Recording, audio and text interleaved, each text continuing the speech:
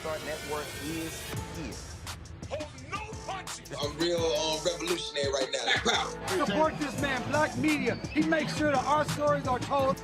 Thank you for being the voice of Black America, Roland. Stay black. I love y'all. All momentum we have now, we have to keep this going. The video looks phenomenal. See, there's a difference between Black Star Network and Black-owned media and something like CNN. You can't be Black-owned media and be scared. It's time to be smart. Bring your eyeballs home. You dig?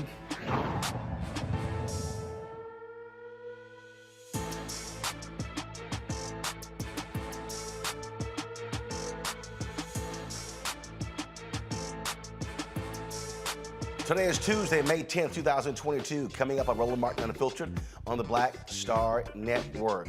Barricades surrounding the Supreme Court keep protesters at bay, and security is tightening around court justices and their families. But didn't they actually rule that free speech is protected? Yeah, we'll talk to Congresswoman Ayanna Pressley from Massachusetts about the potential overturning of Roe v. Wade, as well as student debt cancellation. The family of a black Georgia man killed by police say officers failed to adhere to 4 policies that could have prevented Matthew Zadok Williams' death. We'll hear from his mother and her attorney. COVID vaccine boosters may be more critical than ever. Infectious Disease Specialist Dr. Alexea M Gaffney will explain why, especially with the new variants now spreading across the country.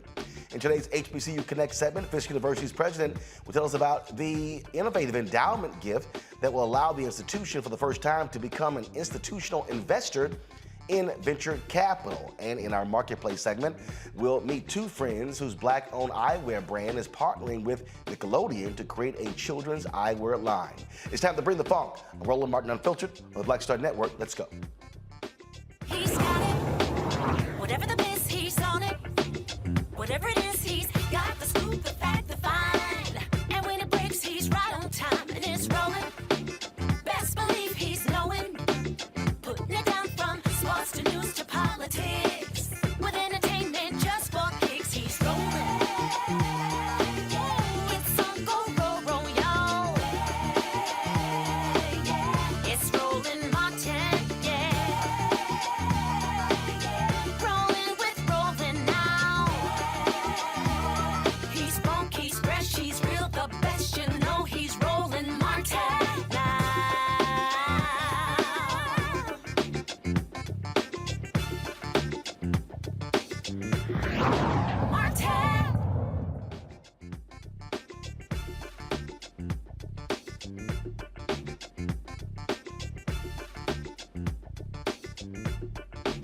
Ever since the leaked draft of a Supreme Court decision regarding Roe v. Wade leaked, there's been an explosion of discussion all across the country, liberals and conservatives, those who are pro-choice, those who are anti-abortion.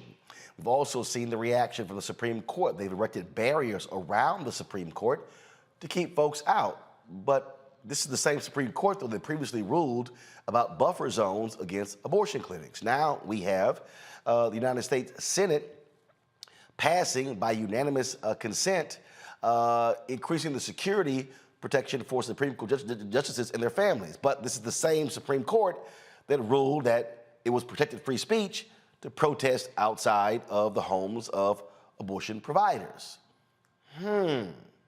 Why is good for the goose and not good for the gander? Joining us right now is Congresswoman Ayanna Pressley from Massachusetts. Glad to have you back on the show. Don't you find that to be interesting, that the Supreme Court could make these decisions, but then go, oh, but that doesn't apply to us. Applies to the rest of y'all, but doesn't apply to us. Look, peaceful protest and a healthy democracy is certainly fine. That should not come at the expense and the safety of any person or their family. But I would say that it is telling that they would want to move with urgency on that instead of moving with urgency on the Women's Health Protection Act and protecting abortion rights, which is health care. And this is very consistent. You know, with this Senate, we have seen an undermining of progress and a steadfast obstruction of justice. I'm of the opinion and the experience that this Senate has had their foot on the neck of Black America and their knee on my body. When you make that point about how fast they move, that was something that people have made a comment about yesterday. Boy, that was real quick. Unanimous consent, no objection at all. And look, I'm all about keeping public officials safe, but the reality is we have seen peaceful protests. Senator Chuck Schumer commented today that he is protests outside of his home 3 to 4 days a week. And he said he's gotten used to that. But then now you have Senator Susan Collins, who called the cops because someone actually put in crayon on the sidewalk near her home, protecting a woman's right to an abortion. I mean, my goodness, is Susan Collins now turning into a Karen? You're calling the cops because someone wrote some comments in chalk on the sidewalk? Again, it's telling that this is what they would like to fast track instead of all of the other issues which they have not advanced that are consistent with the will of majority of American people, and also that we desperately need. Everything from restoring voting rights to climate justice, now to agency over our bodies, bodily autonomy, reproductive freedom and justice. Or the George Floyd Justice and Policing Act. So again, if you're not outraged, you're not paying attention. And what I want is I look forward to this vote coming to the floor so that we can get every senator on record. What side of history are you on? You have undermined progress, obstructed justice time and time again. You have another opportunity to do the right thing. Consistent with the will of the people. Majority of Americans support Roe v. Wade and do not want it overturned. So let's get a vote, get folks on the record, and if they're on the wrong side of history, then let's put them on notice. Because again, at this point, when you look at the layered systematic oppression and denial of Black America, from voting rights to the George Floyd Justice and Policing Bill, and now to this issue. Roland, let's remember the history of this. Abortion bans and this protest is rooted in white supremacy, and Black women have disproportionately bore the brunt of this every time. We have experienced forced sterilization, forced hysterectomies. We have record high maternal morbidity. And now we're looking at a landscape where Black women and the most marginalized, low-income, indigenous, disabled, LGBT could be living under a state of forced birth. And then, Roland, we have done nothing on universal child care in pre-K, and we've done nothing on paid leave. Well, that's one of the points that I have long stated. Former NFL player Benjamin Watson has a documentary out that deals with this whole issue of abortion, and he interviewed me for the documentary. And I said, nah, I think these folks are more anti-abortion than they are pro-life. I said, because you can't be the governor of Mississippi, Tate Reeves, and you're commenting on this, but then you have done nothing about the infant mortality rate in Mississippi. You have all these conservatives who are talking about the importance of getting rid of Roe v. Wade, but they've been quiet about Black women who have died during childbirth. Then, of course, when you talk about prenatal care, when you talk about Head Start. So I said, what is it? Do you only care about the fetus in the womb, but once it is a child, then you don't give a damn? But Roland, that's the point. The hypocrisy and the contradictions abound. You cannot lecture folks about civil liberties, and then the thing that is most critical to my freedom, my liberation, is agency and autonomy over my own body. It is, again, I've yet to get an appropriate answer whenever I ask that particular question. Let me ask you about student loan debt, because this is also a critical issue. We've got midterm elections coming up in about 6 months. President Joe Biden, his numbers among young voters have fallen through the floor. His numbers among African Americans are down.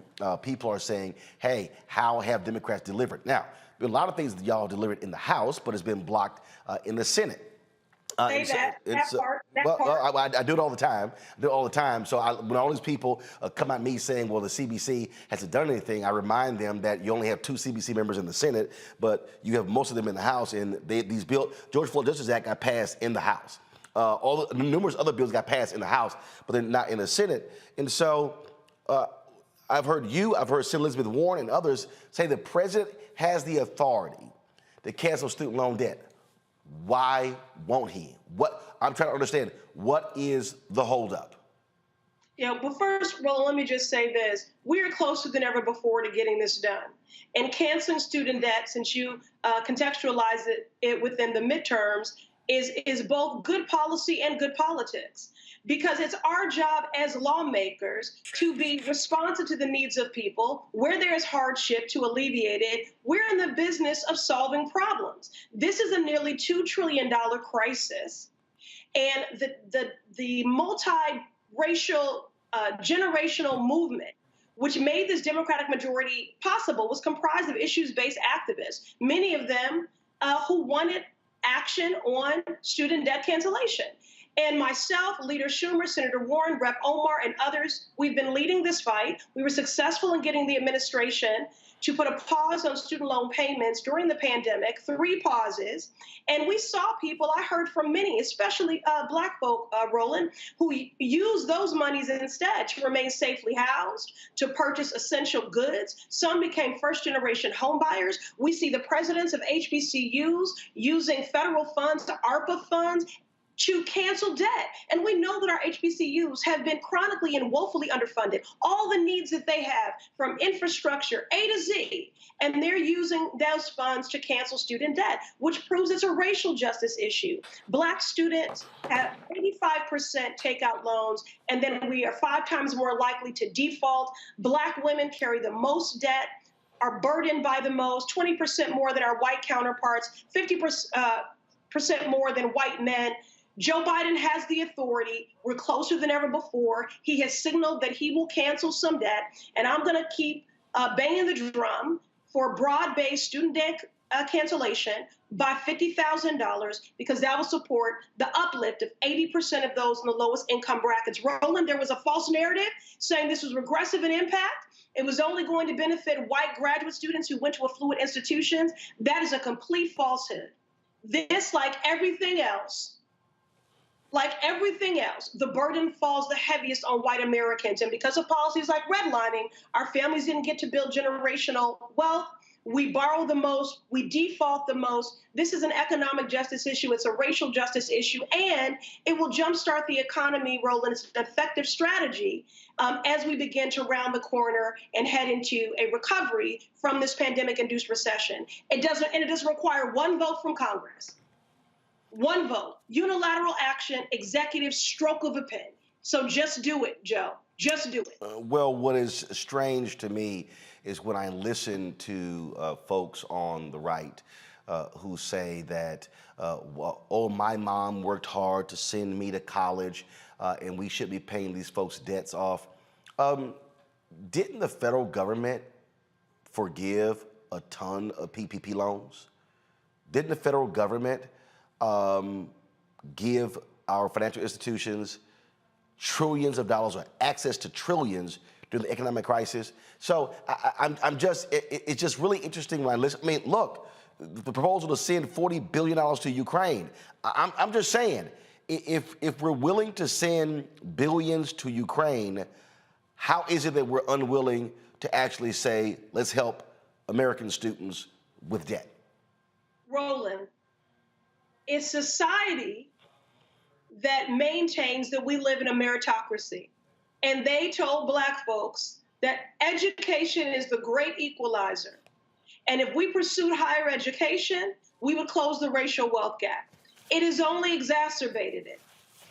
The fact that our families did not have equitable access to the GI Bill, the impact of policies, discriminatory policies like redlining, we borrow more, we default more, we're saddled by more. He can do something about it. Economic justice issue, racial justice issue, and it's a winning issue. It's responsive to the needs of the coalition which elected this president. This is a hardship burdening people from every walk of life. Roland, I have parents saying I am in my upper 60s. I cannot retire because I signed Parent Plus loans for my kid. Or I'm still paying on my loans and now I'm paying on my kids' loans. 76-year-olds in my district on fixed income still paying student loans. A whole generation that can't start a family, grow a family, purchase a home, start a business. So this $2 trillion debt is choking at the promise of this country. And finally, Roland, for those people that would say, well, I paid my way. Look, the price of higher education has increased by 150%. Well, not only that, I also remind people that, like in New York, the city colleges of New York, it used to be free. So it's a whole generation. It's a whole generation of white people who actually got college degrees for free. Roland, that's right, but that's why we have to invest in education as the public good that it is. We do need tuition-free college. We do need to expand Pell Grants. We do need to invest in our HBCUs. So this is not the whole problem, but this is a bold step in the right direction. And listen, Roland, at first, this was an issue they really marginalized. And as I said, there was a false narrative about it. But we have been vigilant in our advocacy. We have lifted the voices of those who've been burdened by this debt, and we are closer than ever before to getting this done. All right. Congresswoman Ayanna Pressley, always glad to have you on the show. Welcome back anytime. Thank you. I appreciate it. Thanks a lot. Let's go to my panel here. Mustafa Santiago Ali, former senior advisor to the EPA. Teresa Lundy, TML Communications. Glad to have both of you here. Both of these issues are going to be major in November. So on one hand, Teresa and Mustafa, on one hand, people are saying it could be a rallying cry, if you will, to Dems if the Supreme Court actually overturns Roe v. Wade or returns the power to the states. On the flip side, it's a lot of people who are saying they flat out are not going to vote if you don't see student loan debt. They say Biden promised it, Harris promised it, it hasn't happened. Mustafa, is this, the student loan debt, is this an issue that Democrats had better understand? Unless you deal with, you are going to cause young voters to say, ain't interested in the midterms. Without a doubt. I mean, I talk and I work with young people all across the country, and this is incredibly important to them. One, as you stated, there was the promise from the president that he would move forward on this. And the other part of it is that in our communities, we understand the black-white wealth gap that exists. We also understand that there's discrimination in employment, which continues to impact us. We also understand that our parents have less money to be able to help us to go to school. We also understand that there is predatory institutions that we are often pushed into, or our institutions are less resourced so that folks don't get that financial help from a school, if you will. And then, of course, there's discrimination in the credit market. All of these things come together for significant impacts and continue to expand the black-white wealth gap that exists in our country. So if folks want our vote, then they most definitely should be moving forward on addressing the student loan issues that are literally stopping us from being able to pursue the American dream with any type of real vigor. When Vice President Kamala Harris appeared on Joe Madison's show, she actually talked about this. This is what Joe posted on his social media pages dealing with, from the interview on Sirius XM Radio. People having to pay their student loans because, of course, during the course of the pandemic, people have suffered greatly in terms of their sources of income, their ability to work, and pay their bills. So we put a pause on it. I will tell you, Joe, for me, this is personal. I had student loans. I'd have to sit there. I finally paid them off, but sit down with that little, that little coupon book and write that check every month, in addition to, rent and everything else. And it's real. It's a real issue. And we really need to give people a little breathing room to get back on their feet during the course of this after the pandemic. And so we're going to keep focusing on borrowers in need, and the pause, I think, will be a good lifeline for allowing people to rebuild from the pandemic. And I assume this will be revisited after the pause in August. I intend to revisit it for sure. It's something I care deeply about. All right. It's something I care deeply about. It is personal to me. I also know that when we look at how it affects different populations based on race, that our Black students and graduates tend to graduate, especially if they're coming from an HBCU, with more debt than other students, and that it has a direct impact on whether that student, that graduate, can buy a home or start a family, or get through the month. It's a real issue. It is a real issue for so many different people, and again, the politics of this, the White House has to understand that it is real, and people are pissed that they have not moved. Yes, they've done loan forgiveness, and now is around $20 billion, but that's not the same as canceling student loan debt. Yeah, you're absolutely right. I mean, if we do not pay attention to actually what's going on with people and their ability to live not only day to day, but month to month and year to year, especially during a pandemic, then I believe, we're almost asking the American people to not pay attention to, what's going on in our government. So, like, even during the pandemic, yes, we've had about 3 to 4 months of not paying a student loan debt, but what happens after that? What happens when the funds have been exhausted, right? As it just was with the EIDL loan for small businesses. So there are so many issues that, are currently happening where, it feels like, as Rep. Ayanna Pressley already said, this could literally been taken care of with a stroke of a pen, but for some reason, it's an issue that keeps going down the line and into another scenario or situation, which again causes everyone to question, what is their real agenda here? What is the real priority? Because it seems like the priority is not to make sure financial wellness is happening. It seems like cities and states are, doing new tax assessments, which are actually increasing property values for individuals who are currently in a home. And it's not eliminating the debt. It seems like once we get out the pandemic, we have to do more starting over and more preparation on what the future actually looks like financially than we actually do now. And it's actually a disgrace since we're sending money to various institutions and organizations, but something that they could clearly do with a stroke of a pen is not something that is a high priority. Mario, again, it comes down to elections, comes down to votes. And if you don't have people turning out in your favor, you're going to lose. Right now, Democrats are not doing themselves any favors by not moving on student loan debt. And I don't know what the hell they're waiting for, just like I have no idea what the hell they're waiting for when it comes to issuing executive orders dealing with criminal justice reform. To me, they're reaching a point of no return because if you do it so damn late, it's going to look like you're pandering. But they better get a move on it. Otherwise, they're guaranteeing they will lose the House and the Senate in 2023. Absolutely. It's good to see everybody again this week. I missed you guys from last week. Listen, all we need to know about the Democrats is what we saw from Nancy Pelosi, the video where she's talking about we need a strong Republican Party. This shows you that they're so out of touch with reality. What we need is people to do the actual bills and laws that helps regular Americans. And that's not what's happening.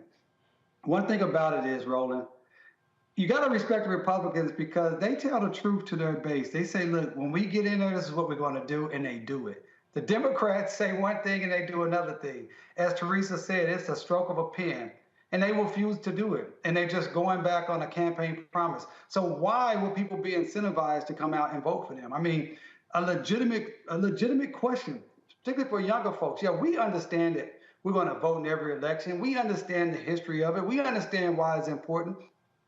But you telling people that just came out of an election cycle saying, hey, you got to vote. It matters. And if you vote for me, I'm going to do this. and then they don't do it. So someone's saying, well, I'm gonna go stand in line for 8 hours again in the heat for them to again lie about it. It doesn't make any sense outside the fact that the Democrats are not serious about power. They're certainly not serious about helping black people, and they're not even serious about keeping Republicans out of office. Because as Nancy Pelosi said, we need Republicans. All right, folks, hold tight 1 second. We come back. A Georgia family is asking, why was their son killed by police? It's a refrain we keep hearing from so many families across the country. We'll discuss that next right here on Roland Martin Unfiltered on the Black Star Network. If you're on YouTube and Facebook, be sure to hit that like button, share button.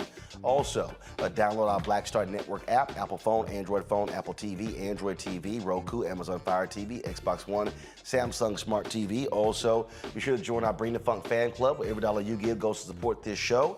You can send a check on money order to P.O. Box 57196, Washington, D.C. 20037-0196. Cash App is $RM Unfiltered. PayPal is R Martin Unfiltered. Venmo is RM Unfiltered. Zelle is Roland at RolandSMartin.com. Roland at RolandMartinUnfiltered.com. We'll be right back.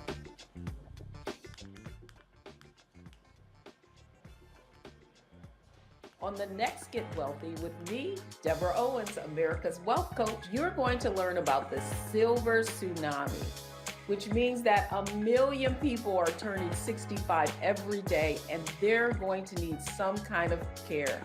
You're going to meet 2 sisters whose situation with their own family led them to start a business in this industry, and now they're showing others. This is our passion, our mission, our purpose, our ministry. That's right here on Get Wealthy, only on Black Star Network. Pull up a chair, take your seat. The Black Tape with me, Dr. Greg Carr, here on the Black Star Network.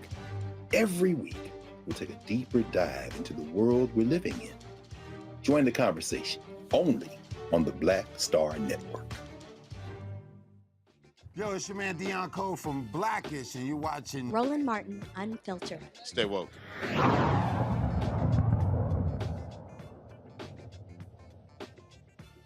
It has been a year, and a Georgia family still wants to know why DeKalb County police shot and killed their beloved son and brother. Matthew Zadok Williams was gunned down in his own home after someone called police reporting him as suspicious.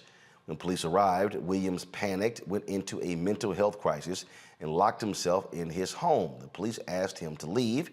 The police then kicked at Williams' door several times before shooting. Now, the video we're about to play is certainly triggering to a lot of different people, so we want you to give you an opportunity to turn away, to walk out of the room, or shield it from your children. And so, as we often do with these videos, and so let's go ahead and play it now. Let the end. Put the knife down. Put the knife down. Put the knife down. Put the knife down. I think. Put the knife. Put the knife down. Put the knife down. This is your last warning. Put the knife down. Got this. Put the knife down. Put the knife down. You go upstairs. Put the knife down.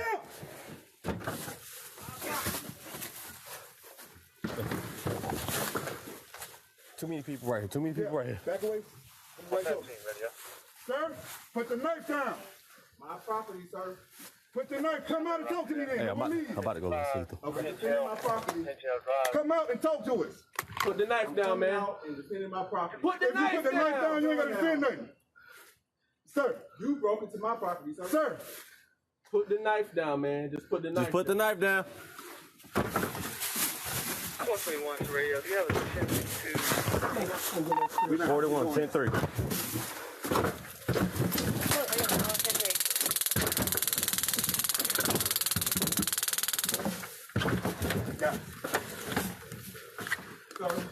Sir.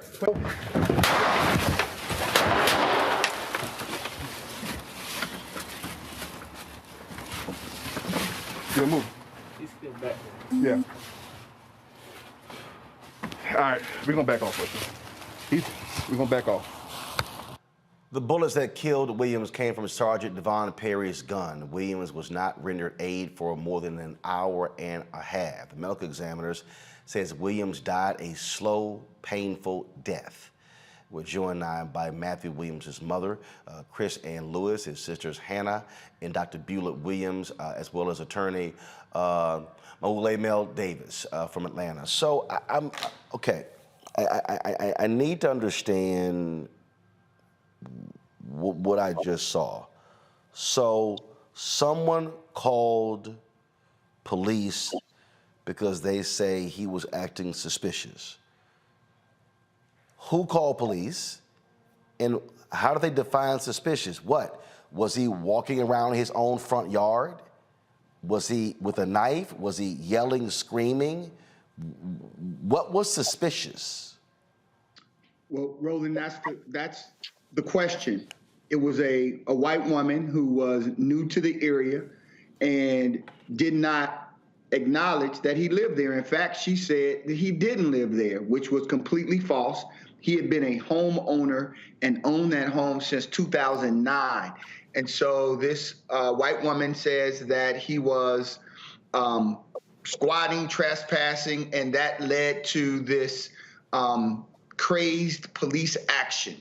But it's this misinformation which sent the police down the entirely wrong track. And that's why the law enforcement officers should not have just believed what she said without doing their own due diligence. And it's unfortunate that we're here. But that's the quote unquote suspicious activity, is that he was locked out of his home. He had a plumber's knife trying to re-enter his home, and that was it. So is that true? Was he locked out of his home? Correct. He was locked out of his own home. He had a plumber's knife. We believe he was doing some repairs on his home, and that's when police approached him, and he's on his own porch. But because this woman says that he did not live there, then they treat him as a trespasser versus treating him as a homeowner.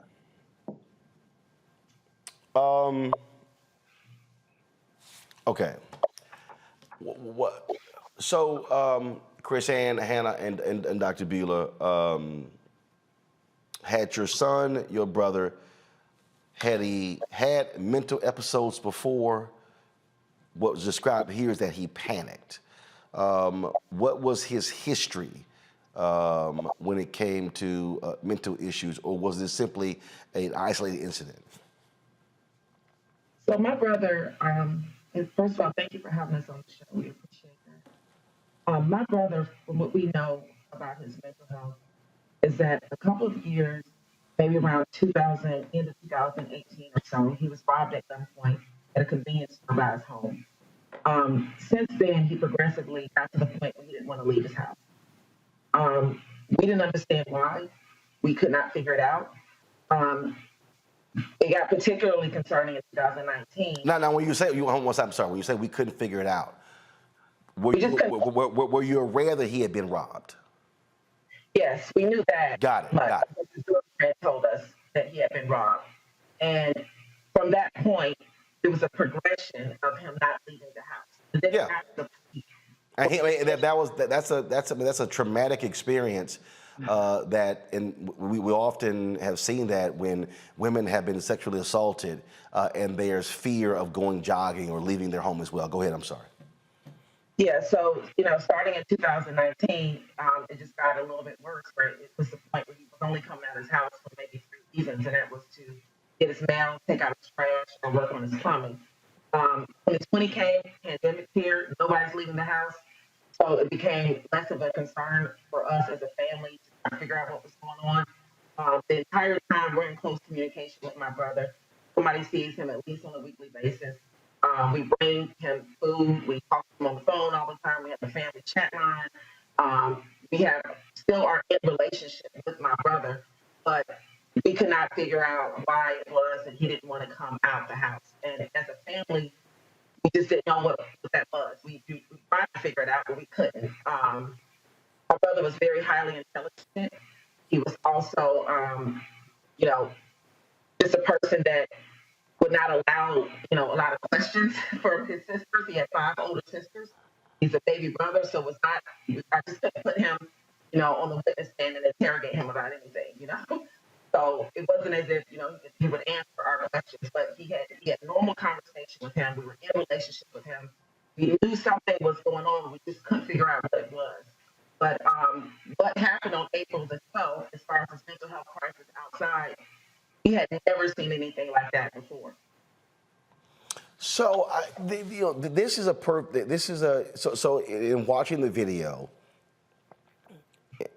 obviously the officers are trying to communicate with him, and they're trying to get him to come out of the home. You hear them say on numerous occasions for him to drop the knife, and I wouldn't be surprised if the reaction from the police department has been, look, they did their job. They tried to get him to come out and talk to establish who he was. But what this still goes to, and I say this all the time, Chris Ann, is that police are simply incapable of handling situations when there's mental illness involved. Their reaction is to shoot to kill. Mm-hmm. And this is when people have been talking about defund the police. Part of this discussion has been to shift resources away from just police departments and then send mental health professionals to be able to reduce the situation, the tensions, because here's the reality. They could have sat there for 2 hours or 3 hours or 4 hours. There was no need to shoot to kill. There was no need to shoot in the first place. There was nothing that my brother did to deserve those shots to be fired into his home. And Roland, DeKalb County has a mental health policy, as Molly can explain to you. DeKalb County has a mental health policy. That's the first of 4 policies that they broke. They should have notified whoever is under whatever their procedure is. They should have followed their own mental health policy, and my son would be alive today. So the county has one, meaning those officers could have pulled back, made a phone call, gotten a mental health professional out there to help diffuse the situation, and they didn't. Roland, it wasn't that it wasn't just a question of should they were required to. That's what people are missing. They were required, once he was in his home, barricaded in his home, and he was not coming out, they were required to contact SWAT and a negotiator and then contact the family. That's per DeKalb County regulations. They violated their own regulations by deciding that they just are going to kick the door in when there's no threat to them. He's behind a closed door. Right. They're on the other side of the door. And they decide we're going to just kick the door in and start shooting. And that's totally inconsistent. And that's what I saw with the video there, in that he's behind the door. They're saying drop the knife. And again, it reminds me of the, first of all, there's so many other cases, but it reminds me of the Kojima Powell case in St. Louis, where mentally disturbed, he had like a butter knife. Cops come on the scene, and it's literally 16 seconds from the door opening to 7 shots fired, killing him, where he sort of flexes at the cops, and they immediately fire. They literally could have retreated behind the car. I mean, he did not have to be killed. Or the young man in Dallas whose black mom called the cops, and the young man was playing with the screwdriver. He was not even charging the cops, and within 20 seconds, he's dead. And so, I mean, this sort of goes on and on and on, and these officers are simply incapable of dealing with this situation. And if you're sitting, he's behind a closed door, and you say a knife, he's not firing at you, so your life is not in danger. Correct. That's exactly it. That's been our point. Go to my panel, DeMario. Question, comment? Man, I'm just so sorry for this loss for your son. This was ridiculous. I just filed a case just today here in Tulsa with a similar situation with a client. Unfortunately, she was not killed. There was no reason, as your lawyer has already stated, there's no urgency here. your son was not posing a threat. There's absolutely no reasons for those officers to be doing what they were doing. And their tactics was so terrible. They're standing in front of each other with guns out. I mean, everything about this is ridiculous. They should all have been fired and actually prosecuted. Where are you in the stage of the case? Have you filed a case yet? What is the DA saying there? This is ridiculous. And before you answer that question, I think this also speaks to, highlights the point, it's not about skin color. Everybody say, oh, we need more black officers. The officers I saw in that video were both black.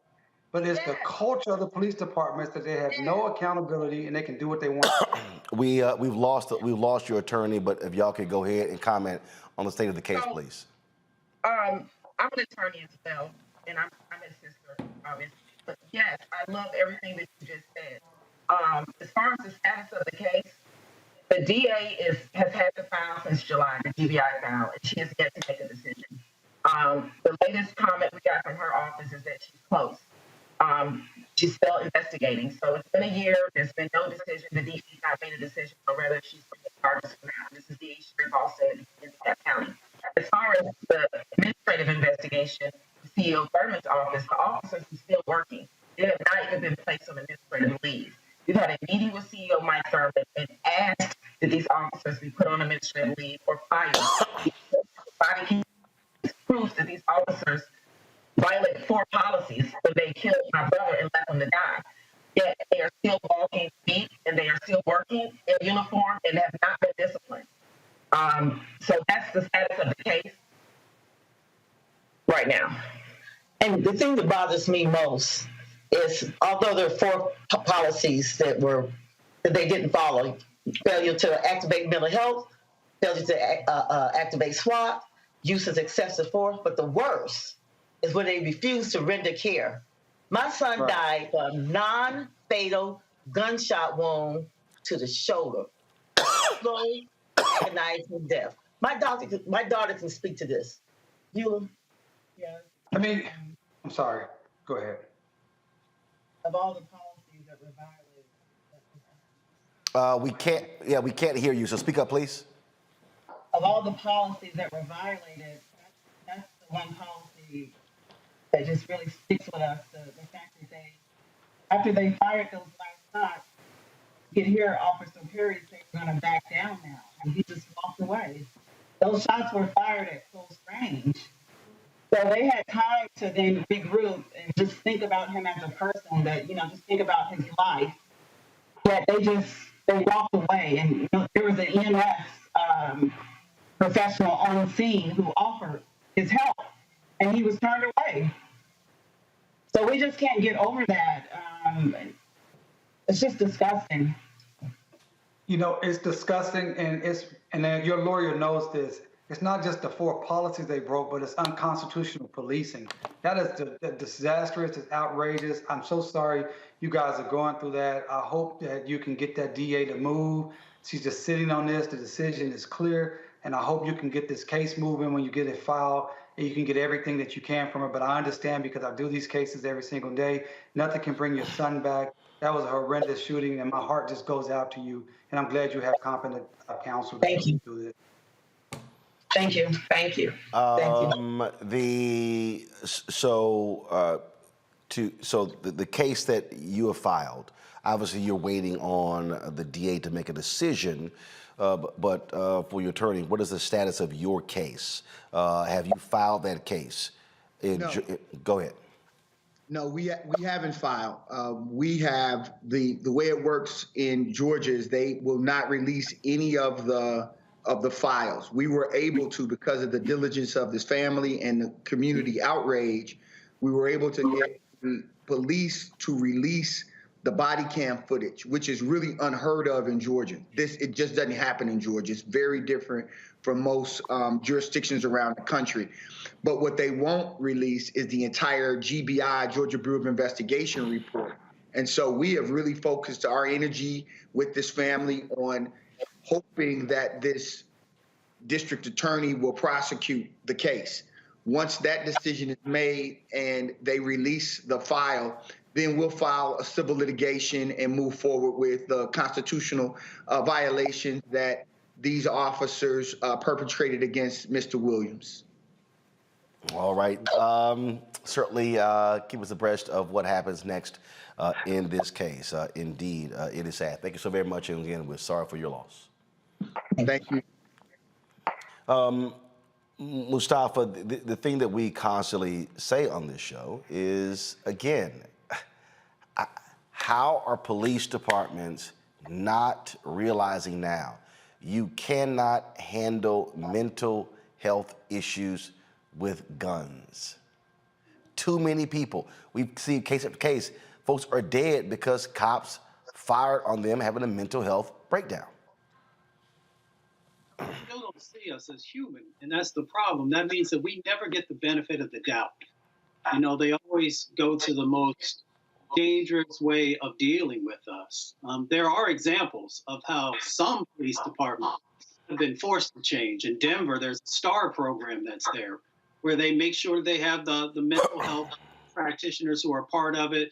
I think over the last year, there was about 1,300 calls that came in, and because those individuals were the ones who were engaging, no lives were lost, no assaults, and actually folks weren't even arrested because they gave folks space that was necessary to be able to, walk them through and talk them through the situations that were going on. It's unfortunate that the folks there in Georgia didn't follow the precedent that they have in place, or the policy they have in place, and that brother would still be with us. But, it goes down to they just don't value our lives. And when they don't value our lives, these are the types of things that play out each and every time.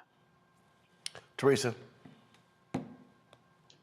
Yeah, it's truly a disgrace. Here in Philly, we actually had a similar situation about a year ago, and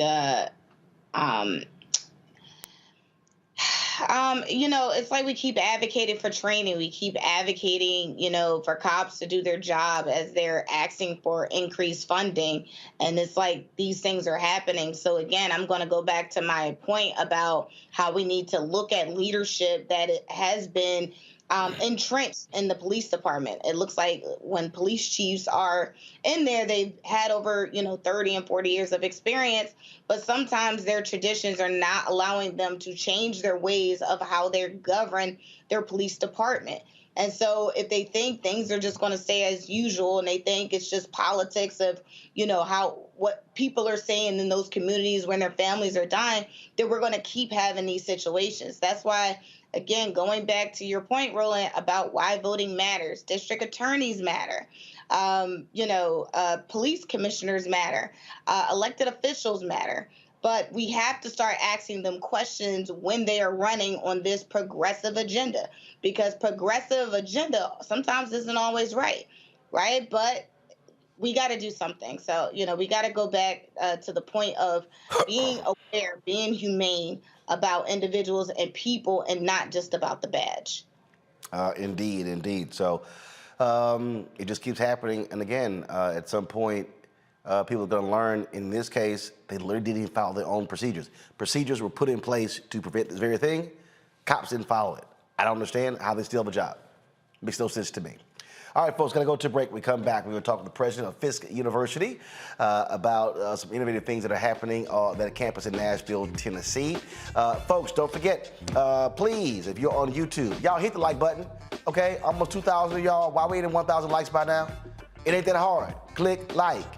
Facebook, same thing. Click like. If you're commenting on the Black Star Network app, please drop the comments. We'd love to hear what you have to say as well, folks. Download the Black Star Network app, available on all platforms: Apple phone, Android phone, Apple TV, Android TV, Roku, Amazon Fire TV, Xbox One, Samsung Smart TV. And of course, please join our Bring the Funk fan club, where every dollar you give goes to support this show and what we do. And so please do that. We appreciate that. Our goal is to get 20,000 fans on an annual basis to contribute $50 each. There's no minimum, there's no maximum. And so that's $4.19 a month, 13 cents a day. And we appreciate every dollar that you actually give. You can send a check or money order to P.O. Box 57196, Washington, D.C. 20037-0196. You can also give via Cash App, $RM Unfiltered. PayPal's are Martin Unfiltered, Venmo is RM Unfiltered. Zelle is Roland at RolandSMartin.com, Roland at RolandMartinUnfiltered.com. And of course, all the folks who give during the show will get a personal shout out while we are live. We'll be right back. Why is it so hard to see Panther? What's Bruh. the deal? Wow. I mean, if you go to Amazon, I think I tried. Man. So I have a collection of That's a hard movie. They black charge you DVDs. $300 on Amazon. I was like, I'm not about to pay no $400 for a VHS copy. Yeah. What's the deal? Man, it is interesting, Roland. It is the movie they don't want you to see. Power to the people. It's funny, I made New Jack City. You can get it anywhere. Pasta, you can see it anywhere. But a movie that says that it is not an accident that we medicated the black communities right around the time when they were getting militant, when you had the Panthers starting to organize and people starting to vote and march on Washington. We let these communities get medicated. In fact, that comes up in The Godfather, you know, where they say, as long as it stays in the black communities. So we asked the question, they tried to ask us questions. I asked them, the reporters when we did, I said, listen, why is it a 13-year-old boy in the hood can find a way to buy a gun, some liquor, or a church, or some crack, and yet you can't find them to arrest those people? You can't arrest that dealer. Why is that?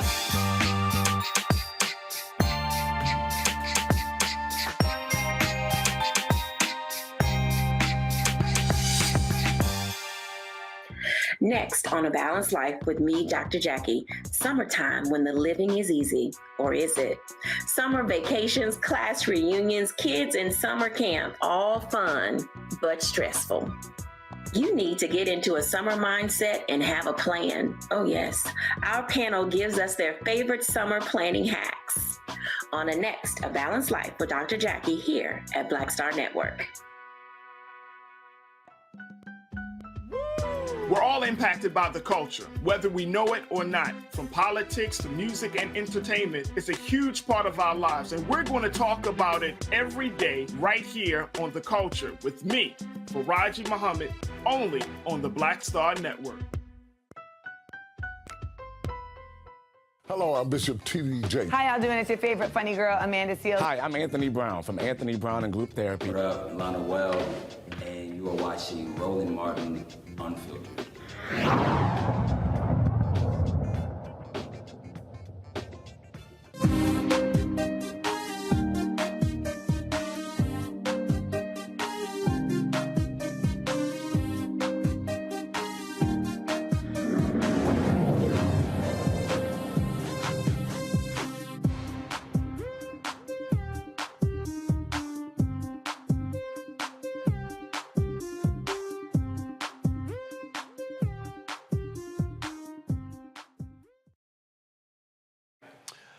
All right, fam, Fisk University. I just completed, course, being the Revis Mitchell Scholar in Residence at Fisk University, and a lot of great things are happening on that campus in Nashville. Joining us right now to talk about that is the president of Fisk University, Van Newkirk. Doc, how you doing? Doing well, enjoying the weather and enjoying being on your show today. So let's talk about what's been going on there. First and foremost, COVID impacted your university like so many others as well. And so tell us how you're doing now with Fisk, as we are still dealing with it, but not in the same way as we were before. Well, we're a small university, but one of the things we did, very student-centered university, we saw our enrollment grow during COVID, and our students were more engaged because what we did as a faculty and as a staff is that we were engaged in constant contact with our students.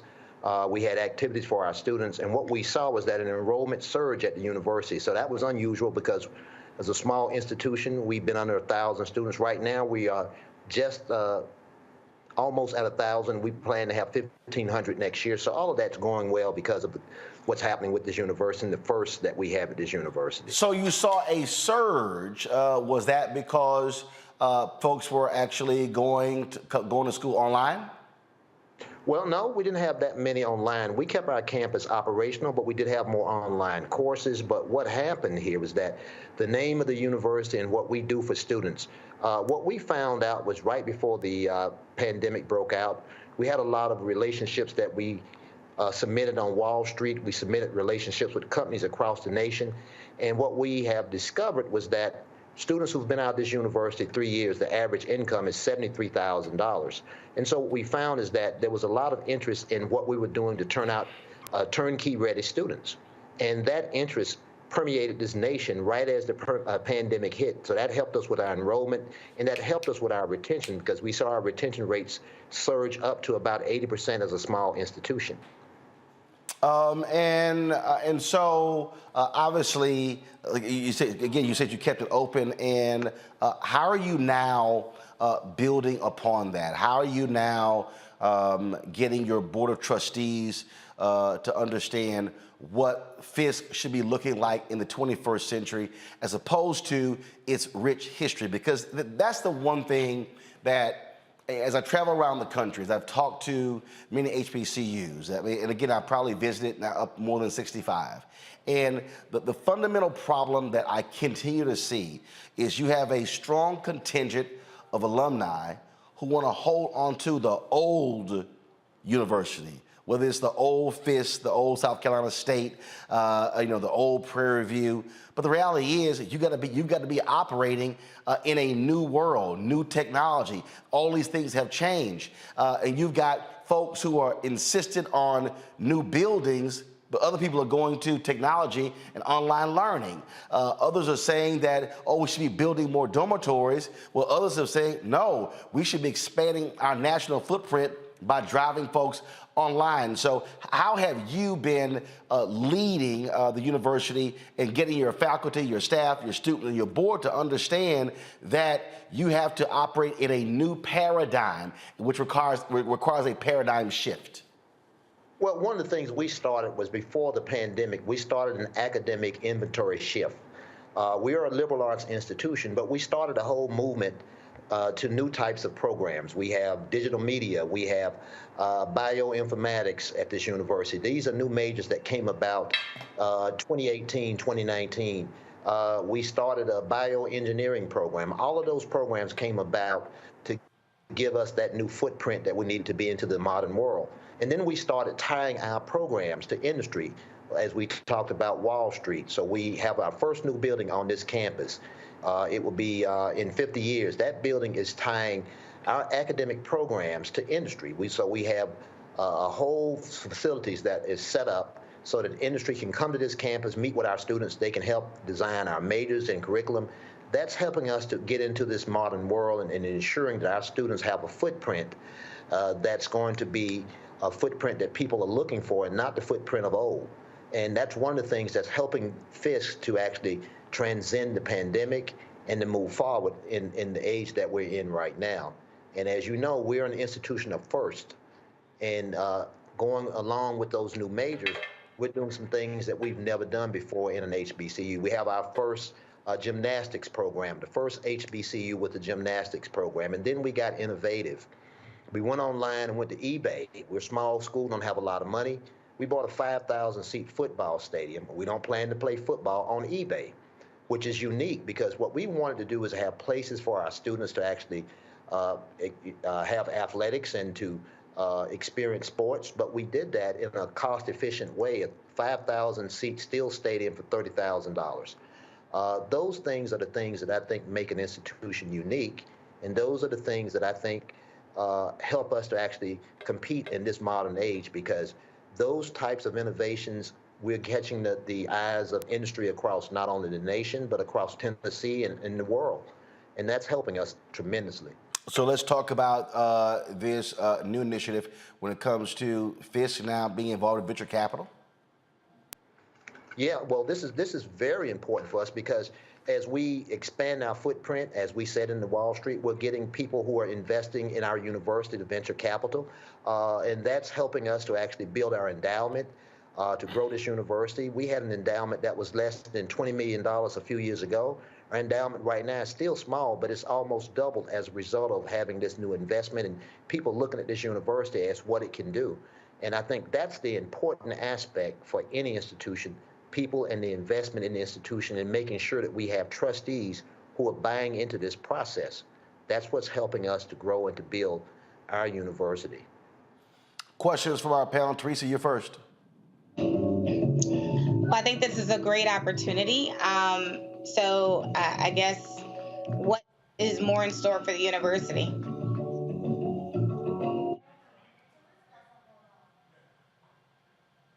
I'm sorry, I don't think Van heard your question. So, guys, fix Teresa's audio. Mustafa, what's your question? President, you mentioned two of the new programs that you instituted to be a part of the 21st century. Those new programs, are they actually pulling in new students at the same rate as some of the traditional programs that Fisk is known for? We've started a program that ties us to our past. We started a social justice program, the only master's program in the nation in social justice. And as you know, we are the birthplace of social justice, and those programs are helping us to compete. They're giving us the students that we once had, and students that never thought about Fisk University are coming to this university to get what we have to offer. So I think that's the key part, is having programs that tie us to the future, but also tie our past to the future. DeMario. Yes, really nice to talk with you tonight, President. I represent the survivors of the Tulsa Race Massacre, and one of the victims of the Tulsa Race Massacre was a doctor by the name of Dr. A.C. Jackson, and he was a graduate of Fisk University Medical School. So my question is the medical school still in operation? I'm not for sure about that. And if so, what is the plans to continue to utilize that medical school to continue to bring people to your campus? Well, Meharry is next door to us. And if you look at our main and literally next door. Just across the street.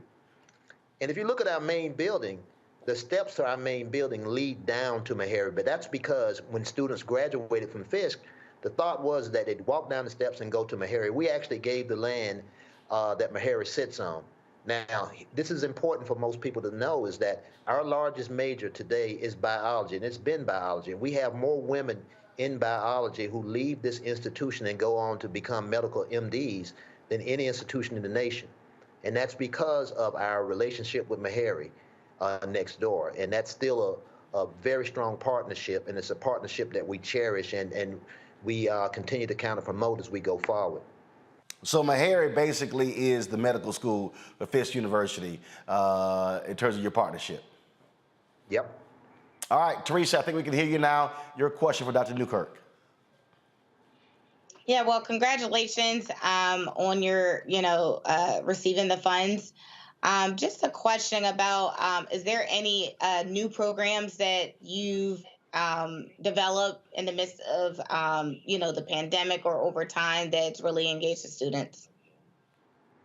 Well, we have a new program in risk management that we are developing, and that's in partnership with a number of major companies out of Chicago. And what we want to do is to make sure that our students are keeping in tune in our business program. Now, our business program is the second largest major on this campus. And what we're seeing in that new risk management program is that there's a renewed interest, a renewed buzz.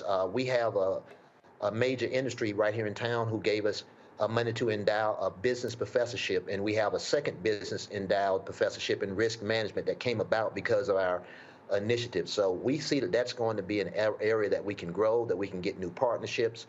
And what we are seeing more than anything else is that the number of applications and deposits that we have this year, they're almost double than what we had last year. And last year we had one of our largest freshman classes. As a result, we're building our first new residence hall on this campus since 1961. And because of the expected growth, and our growth has been pretty consistent over the last 5 years, we're building our first new classroom building on this campus in science and in the STEM area since 1938. So we can see that it's all impacting our university and where we go. All right, then. Well, Dr. Newkirk, we certainly appreciate it. Great things are happening there at Fisk. And again, under your leadership, it is needed. A lot of people may not realize that a few years ago, things were looking real dire for Fisk. Folks were even talking about the possibility of the university shutting its doors due to financial issues. And so we're certainly glad to see that that is not the case. Thank you so much for having us. And, You know, we'd love to have everyone down and visit our campus because we're on a growth mode, and we believe at this university, we're going to be, if not the best HBCU, but the best university in the nation. So we look forward to the growth, and thank you for having us on. And I sent, I'm in a chat group with your son and told him that you're going to be on, and he said, quote, "Tell the old man I want him to babysit next month." We're looking forward to it. All right, then. I'll tell him that. All right, Dr. Newkirk, I appreciate it. Thanks a lot. Thank you so much. And again, had a great time being, of course, a scholar in residence, talking to the students there at Fisk, so certainly had a good time. All right, folks, let's go talk about Grambling. Grambling State University, they've launched an investigation into the university's women's volleyball team after the school's new head coach literally cut all of her players a few months into the job. The university released this statement about the investigation. Grambling State University has engaged the National Law Office of Lewis, Brisbois, Biscard, and Smith LLP to conduct an independent review of the allegations involving the women's volleyball program. The review will be led by counsel who are experienced in legal matters involving collegiate athletics and NCAA compliance. A final report will be presented to GSU President Rick Gallo. As appropriate, any findings will be shared publicly. Now, the review comes following the school's backlash after new coach Chelsea Lucas cut all scholarship players from the team, 14 players, soon after taking over. And those students have taken to social media, blasting her and the university. The athletic director says he stands behind her decision. This took place, this first became public, DeMario, about a month ago. And I said to folks, this is going to go national. I said, it's gotten some pickup. And the bottom line here is, if you're gonna cut, first of all, people have to understand something, that scholarships are not guaranteed. You know this. They're really called grant in aid, and that they can be pulled at any time by coaches. This obviously is a lot different when a new coach gets rid of all the players, all 14. And it has caused many of them to scramble, their families to scramble, how they're going to finish paying for school, how to graduate. And so it certainly has caused a lot of consternation down at Grambling, but especially among these students and their families. Yeah, I'm not really sure exactly how the rules work with a non-championship level or like a D1 AA where Grambling is. So I don't understand how the coach was able to do this. It doesn't matter. It doesn't matter. It's the same as he's at Oklahoma, and that is okay. Well, if it's the same, yeah. Okay. If it's the same as Oklahoma, there should be some regulations there that. But I don't understand why the university needs to pay for an outside law firm to come in and do an investigation. I mean, the university hired the coach. Aren't they on the campus with the coach? I mean, are they alleging? Normally when these investigations are like my case when I'm suing the University of Iowa, when they're talking about, racial discrimination or sexism or sexual assault. So it's really unusual to me to see why they need to hire a law firm. That's a very big law firm, prestigious law firm. It's going to be very, very expensive. I mean, what are they going to tell them that the university president or the athletic department, the director, couldn't go to the coach directly and find out, why was this done? What are you trying to accomplish here? I mean, was it a scenario where she was saying, "No, you're cut, but you can reapply, you can retry out," and just trying to motivate the players? I mean, I just don't understand what's going on here, and I certainly don't understand why Grambling needs to hire an outside law firm to discuss this with their own coach. I don't get it. The thing here, Mustafa, is if you look at this, certainly the coach doesn't make the decision just on her own. Obviously, had to consult with the athletic director, likely the president, to make the decision. And if Grambling went with that decision, to me, just come out publicly and walk people through, explain what happened, what led to this decision. Right. There should always be transparency in the process. When you leave, these gray areas, or folks just don't know what's going on, then they're going to fill in their own sort of narratives about what's up. I mean, I was an athlete in college, and usually for you to lose your scholarship, there usually has to be something significant that's going on. So the athletic director, the president, they had to have had, those conversations about, we're about to make a significant change. This wasn't about one athlete losing their scholarship. This is about the entire team. So for them to make that type of a move means a whole bunch of folks had to be a part of the decision making. And it's just really disrespectful also to these young athletes because, you know, if you would give them a heads up, they could have made, you know, moves to another school. But when you do this, you know, you really put them at a significant disadvantage. And then you don't even think about, you know, the mental health aspects of the anxiety and depression that could come out of these types of things. Did I do something wrong as an athlete that made you make this choice? Or all these different questions that I'm sure are running through a whole bunch of people's minds, both the parents and those young athletes. So I'm looking forward to seeing how this plays out. And I hope that, you know, there's real restitution for those young athletes who, you know, have their whole lives in front of them. And these types of things could actually, you know, create some barriers moving forward. I remember when Steve Spurrier took over as head football coach at the University of South Carolina, Teresa, he came in and rescinded scholarship offers that were made to some players by the previous coach. And again, a lot of people don't really understand the reality of these programs. They don't understand that, again, that when someone awards you a scholarship, they say, oh, you get a 4-year scholarship. Not true. They literally are 1-year grant in aid. And so a coach can literally pull your so-called scholarship after a year if they feel as if you're not performing. A lot of people have learned about this in the last number of years as we've talked about what's been happening on these college campuses with sports, and this is an example. And so when you sign that letter of intent to attend, it doesn't say no matter what, you're going to get it. They can actually pull it for a variety of reasons.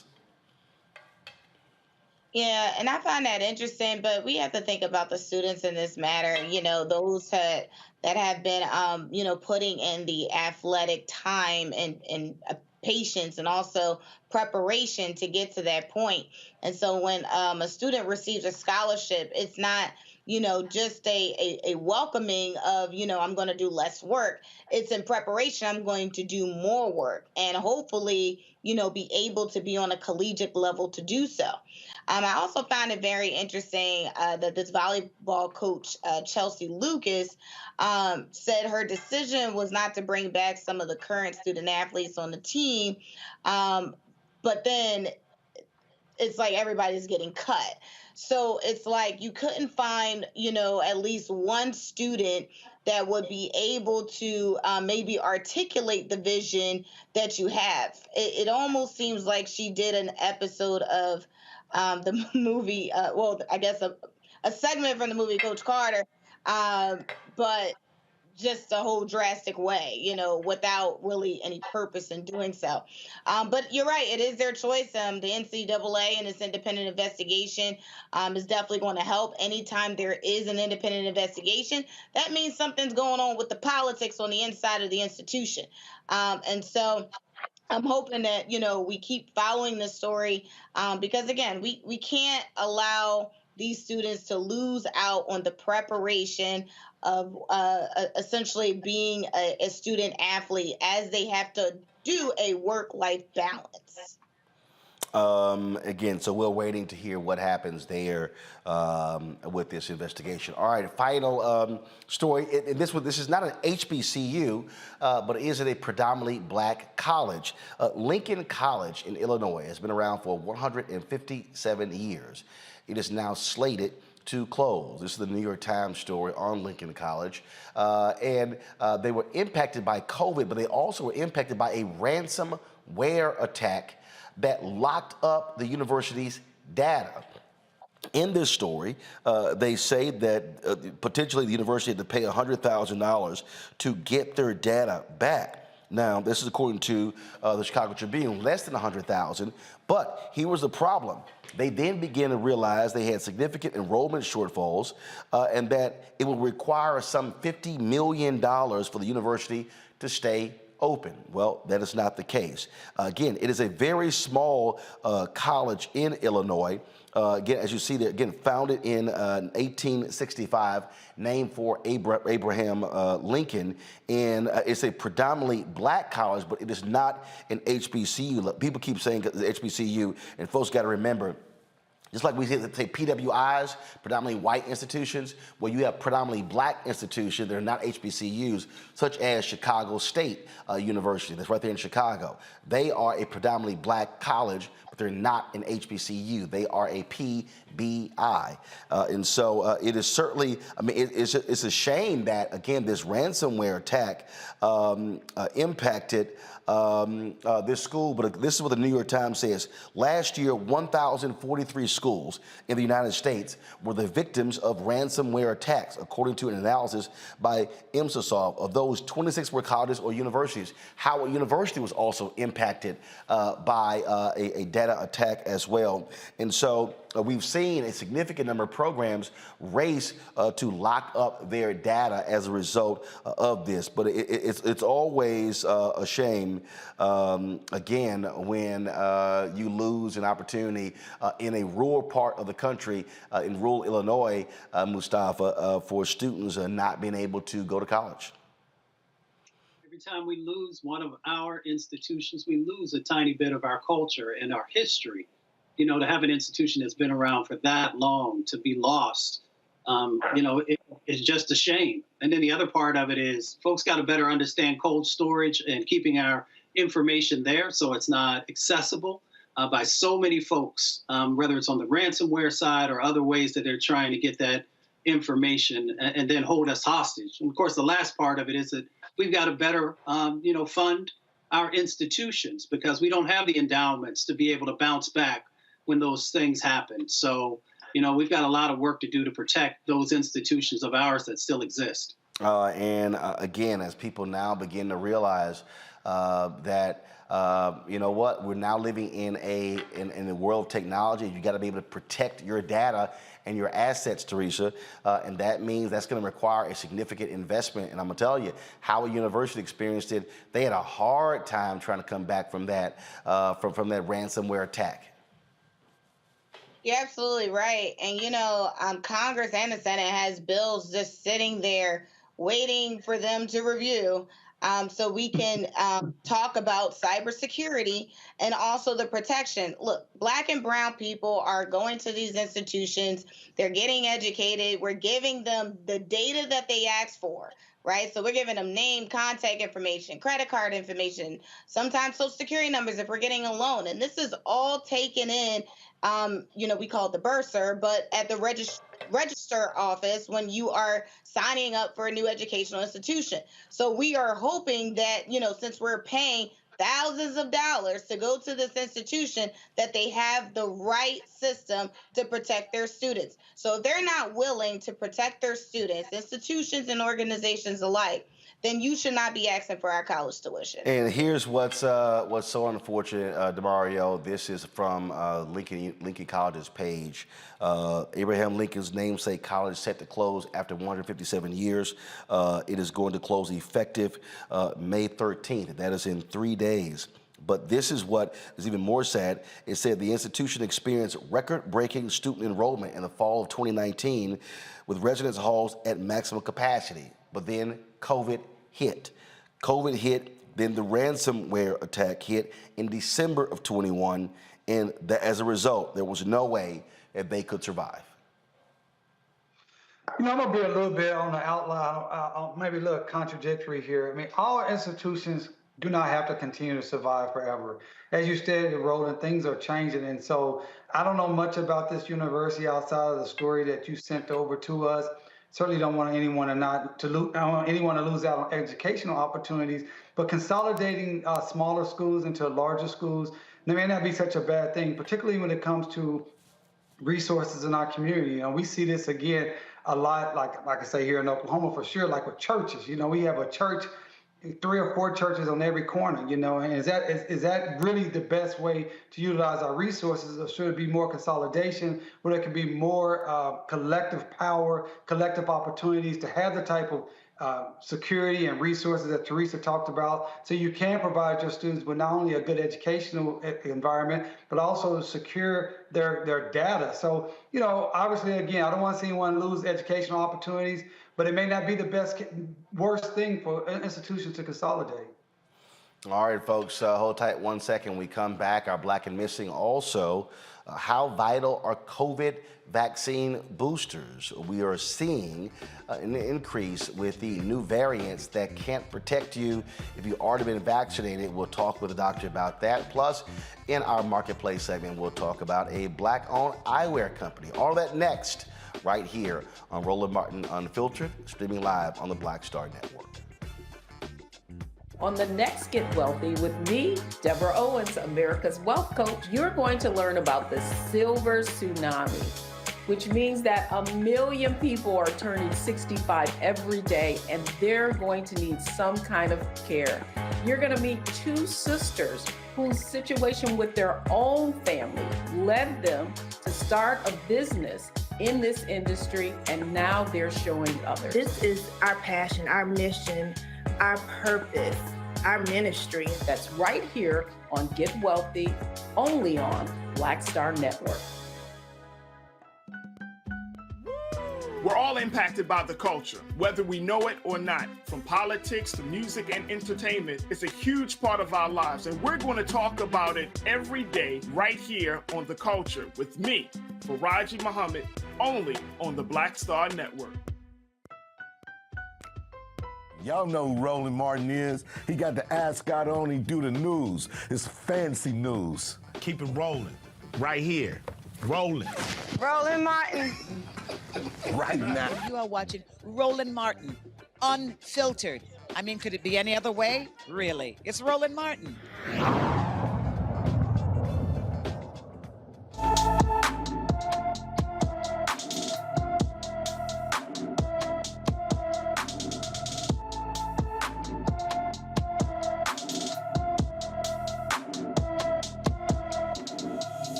17-year-old Maya Manuel disappeared from Lancaster, California on November 28, 2021. She's 5 feet 3 inches tall, weighs 140 pounds, with brown hair and brown eyes. Anyone with information on Maya Manuel should call the LA County Sheriff's Office at 661-948-8466, 661-948-8466.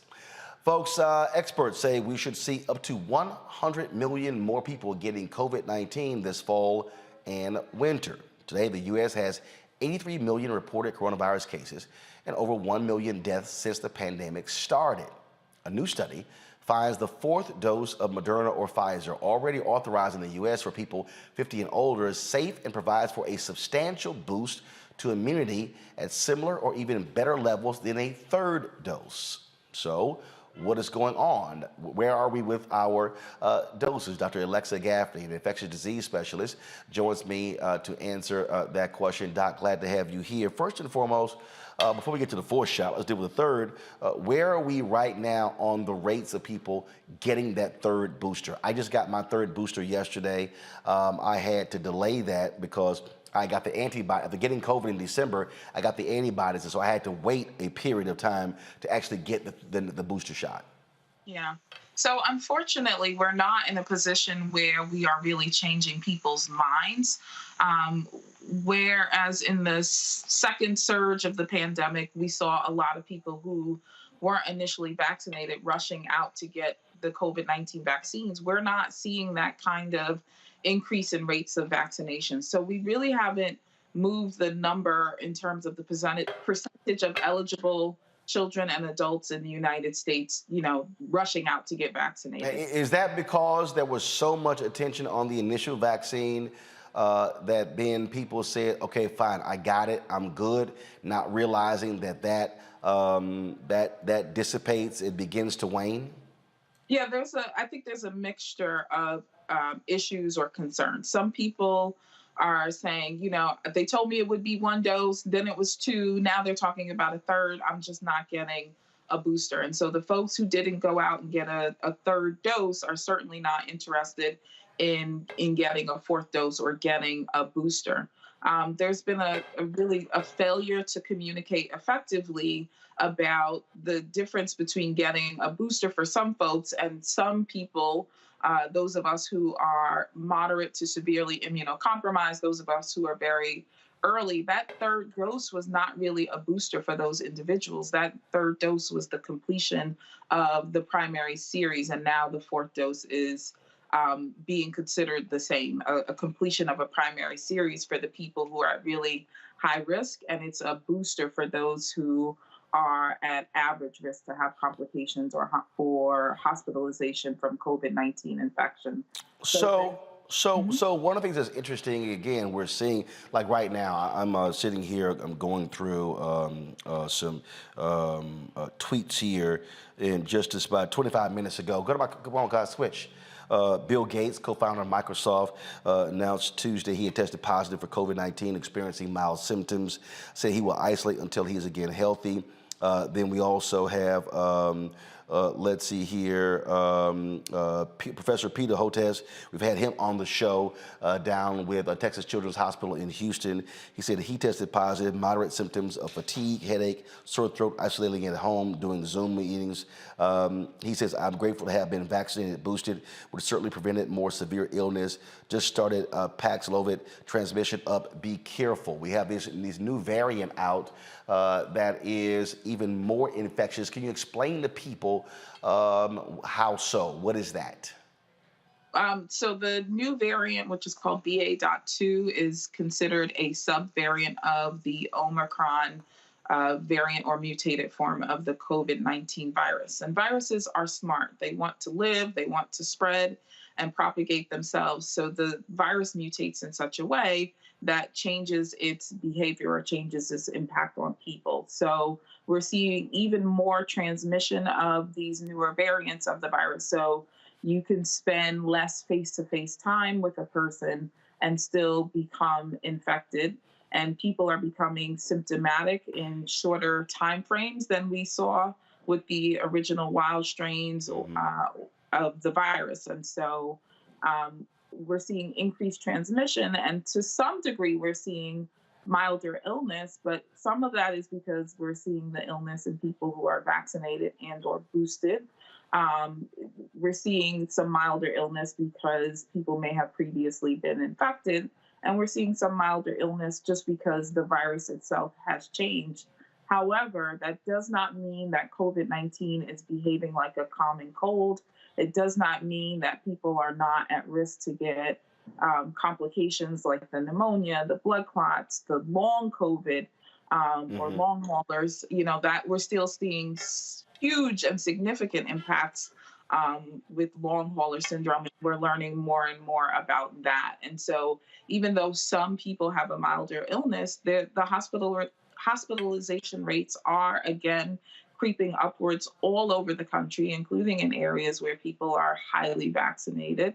And so we still have to be careful. The whole country has really pulled their mask off, including in the Northeast, where we were really, really aggressive about slowing down the spread of the virus in the beginning. And we've got bitten in the butt, here in New York. Yep, go ahead. Here in New York, we were told by the mayor of New York City, the mask mandates will be dropped, and we want to open the city, and we want to see our city flourish. And that's important for financial reasons, but it doesn't work for public health issues and public health implications. So there was an increased number of cases, and our mayor had to put his tail between his legs and say, you know what, I know I promised, that we would be out of these masks, but they need to go back on. But once you have told people they don't have to wear their masks, it's really hard to get them back in without any state or federal mandates. So we don't have that anymore. People have gotten accustomed to being out and about without masks and gathering in crowds, and we are seeing the consequences of that right now. In fact, this is an AP story. That's another tweet they posted 7 hours ago. We're becoming blind to what is happening with the virus because COVID-19 testing has plummeted globally. Yep. Yeah, fortunately, people have access to home tests, and they are being diagnosed, and they can, call their primary and do a telehealth visit. But those cases are not being recorded. We don't open up our internet servers and see those COVID tickers anymore. So really, people have turned a blind eye to the fact that we are still living in a pandemic, and people continue to die, people continue to be hospitalized, and that will continue to be the case if we don't take it seriously. But I don't think that we're going to be able to reverse people's behaviors back to the earlier stages of the pandemic. And so, you know, on an individual basis, we really have to assess our actual health risk, and we have to seriously assess our risk tolerance and really hunker down. I've never taken off my mask. I continue to wear my mask in my office, in public places, outside. If there's a lot of people around, I'm just not willing to see what's going to happen if I get this virus. Now, here's what's interesting before I go to my panel to ask questions. And so I had never gotten this alert, and I don't know if any of my panelists have gotten this as well. And I was in a group chat with some other people, and it was the first time this actually happened. So when I was in Los Angeles, I was at the Maxwell concert. All of a sudden, ping on my phone, and then it comes up. It came from the DC Health Department, and it said that. Give me 1 second. Let me do the screen share 1 second, because I want y'all to see this. And again, this is the first time I'd ever seen this, and I'm like, okay, did I get enrolled in something I wasn't aware of? And it came up and it said, you might have been exposed to COVID-19.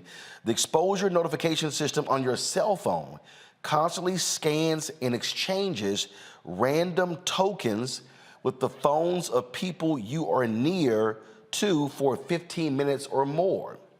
Then it said one of those people has tested positive for COVID-19.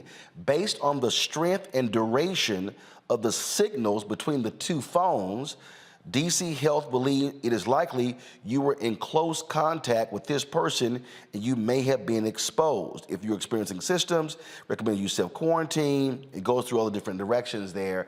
I had not seen that before.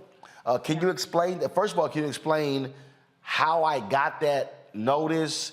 Did we enroll in something? So explain this pinging of phones. Yeah, so they are using technology to, you know, try to help avert a public health crisis. The problem with the pandemic is by the time people realized that they were infected, or by the time people became symptomatic, they had already spent 2, 3, 4, 5 days engaging with other people, going to restaurants, going to wherever. And then they had already spread the virus to a number of people. In the beginning of the pandemic, there was this idea that you could use smartphone technology and, you know, the way our cell phones are tracked and pinged from towers to keep an eye on whether or not people were in proximity to other people who tested positive for COVID. But you used to be able to opt out of that. So it's not necessarily that you downloaded an app or that you're using something on your phone or that you accepted, okay, I'm going to allow my phone to be tracked and to tell me if I'm in proximity to people who tested positive for COVID. It's happening. And it's kind of like the smart technology that when you start talking about something or searching for something, every time you browse, now you're getting an advertisement for that thing you showed interest in, right? It's the same thing. This person who owns this phone tested positive for COVID-19, and their phone was next to Roland's phone. It was next to. And that means somebody tested positive, was entered into a system, and they still traveled. Yeah. Well, there's no mandates, right? Unless you leave the country, there's no rule that says you can't get on an airplane, a bus, a train, et cetera. We're working on the honor system, but we're, you know, not a very honorable country these days. So, any questions from our panelists?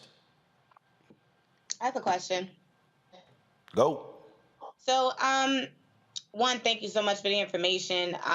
You know, it's been tough. Like, I'm here in the city of Philadelphia, and, you know, kind of to your point about, you know, telling people to get masks and then turn over, you know, 3 days later, you don't have to wear a mask anymore. It's really trying. I guess, like, maybe what is your recommendation, so outside of just wearing a mask, because now we're told that we may need another booster, do you recommend that people still stay on the every 6-month regimen to get a booster shot? Or do we just mask up and see what happens? So there's very hard data, and there's a very strong recommendation for people who are considered moderately to severely immunocompromised to definitely get that 4th dose. So that's our very elderly. That's people with conditions like cancer who may have chemotherapy treatments or radiation therapies, people who were born with immunocompromised states, and those people know who they are, people with HIV or AIDS that's not well controlled, their immune system is suppressed, people who have autoimmune diseases, they take more than 10 milligrams of prednisone or steroids on a daily basis or other medicines that chronically suppress their immune system. Those people absolutely should get a 4th dose. And there's a very set schedule depending upon if you started with Pfizer, Moderna, or a Johnson & Johnson vaccine. And those 4 doses actually pan out to occur over a roughly 4-month period, depending on when you started your vaccine series. We don't all necessarily need to go out and get a 4th dose, but for those people who are at high risk to be hospitalized from COVID or high risk to die from COVID-19 infection should definitely get the 4th dose, and then it can be on a case-by-case basis. There's no checks when you go to present for a booster. They're really going to just be looking at your vaccine card, but there's no documentation in the system that says Dr. Alexea is moderate to severe immunocompromised and Roland isn't. They're relying on people's self-report. And if you're uncertain, really definitely talk to your doctor about that.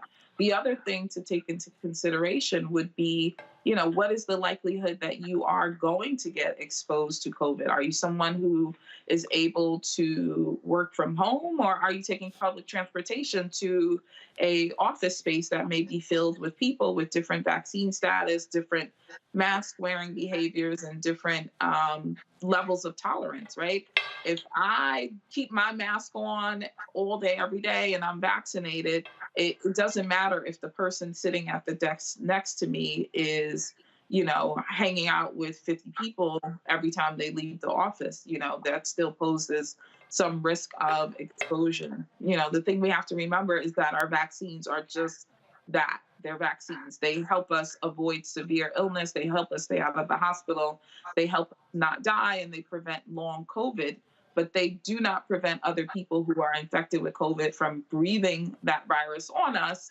And it doesn't prevent us from getting an infection and potentially having symptoms. So it's not perfect, but it's absolutely better protection than doing nothing at all. And I don't recommend that anybody allow themselves to be a sitting duck, because long COVID is real and people are having really severe symptoms, and that syndrome affects literally every organ system in the body, and we have no definitive treatment or cure for long COVID. So beyond the initial, flu-like illness or, severe COVID-19 illness, however you experience it, still there's a significant proportion of people who will get long COVID without a vaccine protection. Any other question, Demario or Mustafa? Man, I don't have a question. I just want to say the doctor is so clear and concise. I appreciate what you're doing and explaining this to us. I have been thinking about, do I have to get another shot? I really don't want to take another shot. So you really cleared up some things in my mind, Doc. I sure appreciate you. Absolutely. My pleasure. Doc, I've had 5 friends in the last 2 weeks who have gotten infected with COVID. A couple of them 32, 33 years old and actually bedridden. The question is, one of them said the reason that they hadn't moved forward with getting boosted was they heard that they now had to bear the cost of that. Could you clear up for folks? Is there a cost associated with either of the vaccines or the boosters? No, there's no cost at all to get vaccinated for COVID-19. In fact, Doc, I just let people know, like yesterday, I literally went to a grocery store, filled the form out. I was asked, do you have insurance or not? They only asked for the insurance for reporting purposes. It didn't cost me anything to get the booster. Right. Yeah. There's no cost associated with getting a COVID-19 vaccine. And that's regardless of where you go get it, whether you get it at your local pharmacy, grocery store, whether you get it at your local Department of Health. I was about to name some big box stores, but I don't want to do that. But regardless of where you get your COVID-19 vaccine, it should not come at any out-of-pocket cost to you. And again, I just want people to understand, all you have to do is, so if you do this here, let me pull it up. So if you send a text, I'm just gonna go ahead and do it so I can show y'all. Let's see, 438. So if you send a text message to 438-829, you should, and then you put in, let's see here, I'm putting our zip code here. So if you put in if you send a text to 438-829, and you put in so again, y'all, come on, show it now. What are y'all doing? So here's a perfect example. I sent a text message to 438-829. I put in my zip code, and it immediately gave me free sites near me where you can actually get the vaccine. And so it actually lists 2 CVS pharmacies near where our offices are. And so if you're watching, all you have to do to find out where you can get a free COVID vaccine, you literally send a text message to 438-829, 438-829. And they also still are doing free testing. So because I am traveling, I just got back from Los Angeles. I was in Miami. I was in LA for 6 days. I was in Miami for the F1 Miami Grand Prix. I'm traveling to Kansas City on Thursday for a town hall. Then we have a town hall in Cedar Hill in Dallas next week. So I went online today and I found, okay, who's still doing free COVID testing. I got to do a PCR test tomorrow. Just to make sure that, again, with all the traveling, all things that I've been going on, and like perfect example, like I'm allergic to smoke. And so I came into contact with a lot of smoke when I was in Miami. And so when that gets in my system, screws me up, but want to make sure that it's not COVID, and what is it? So I said, fine, we get the PCR test. So you still can just go online and literally type in free COVID testing and put in your zip code and it'll come up. Yep. There's so many resources, and they're all by and large free. And the reason for that is because this is a public health issue.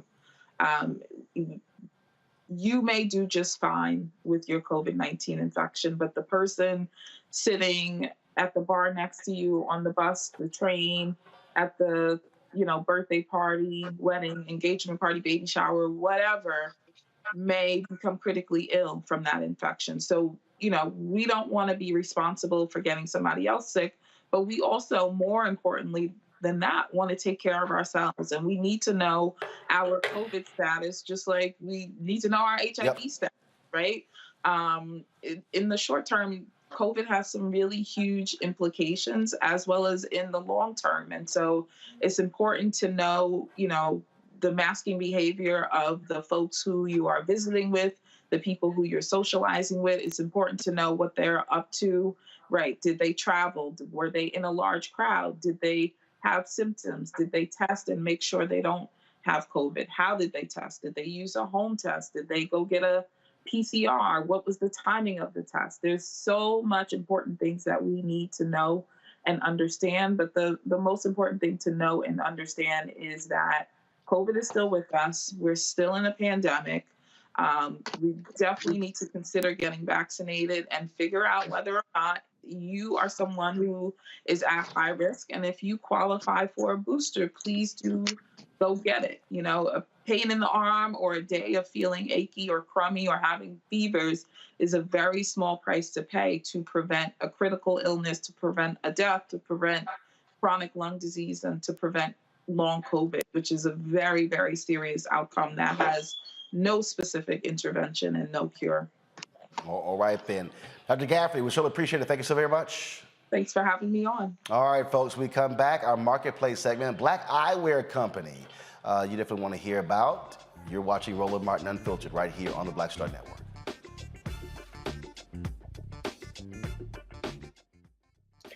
Next on A Balanced Life with me, Dr. Jackie, summertime when the living is easy, or is it? Summer vacations, class reunions, kids in summer camp, all fun, but stressful. You need to get into a summer mindset and have a plan. Oh yes, our panel gives us their favorite summer planning hacks.